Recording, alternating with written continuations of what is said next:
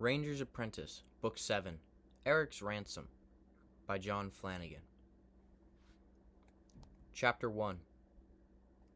The sentry never saw the dark-clad figure ghosting through the night toward Castle Heirloom, merging with the prevailing patterns of light and shade thrown by the half-moon. The interlopers seemed to blend into the fabric of the night, matching the rhythm of the trees and cloud shadows as they moved with the moderate wind.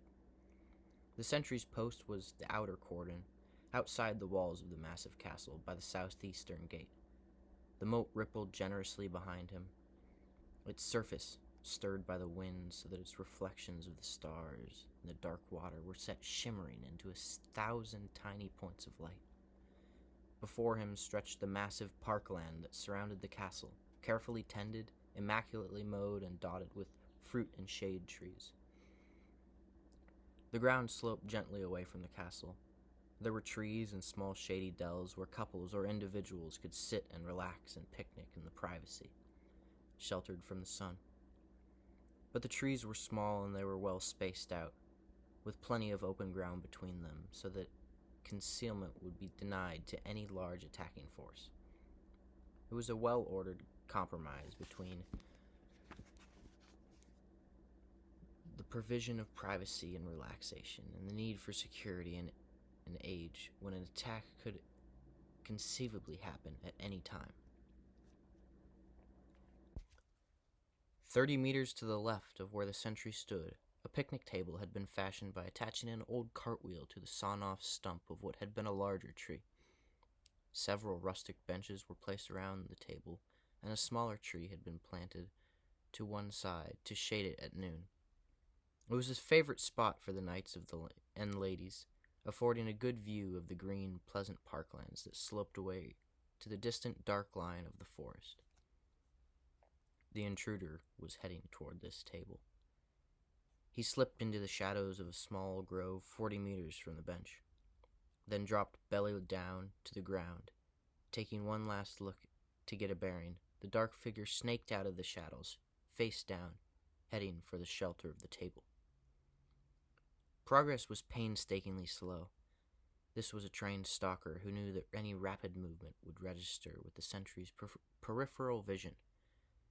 As the shadows of clouds passed over the park, the crawling figure would move with them, rippling unobtrusively across the short grass, seeming to be just one more shadow. The dark green clothing aided concealment. Black would have been too dark and would have created too deep a shadow. It took 10 minutes to cover the distance to the table.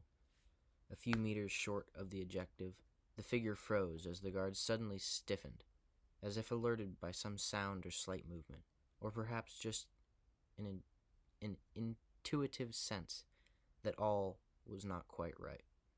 He turned and peered in the general direction of the table, not even registering the dark, unmoving shape a few meters from it.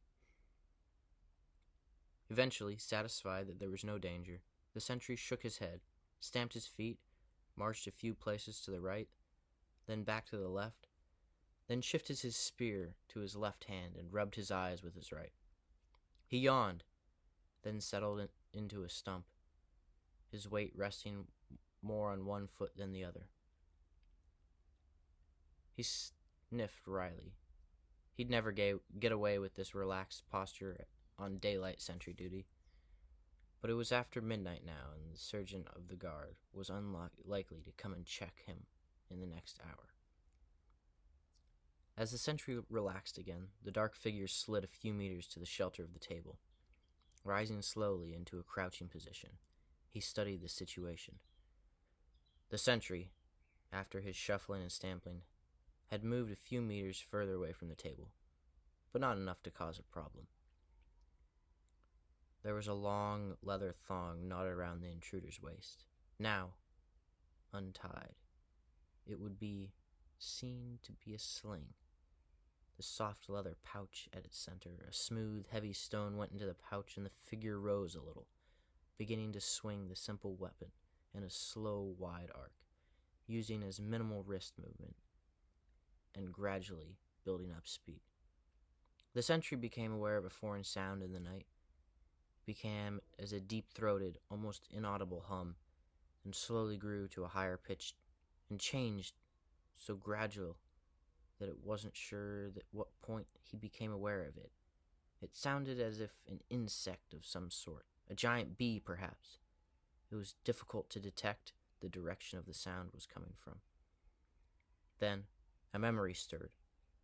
One of the other sentries had mentioned a similar sound some days previously. He said it was clang! An unseen missile smashed into the head of his spear. The force of the impact snatched the weapon from his loose grasp, sending it cartwheeling away from him.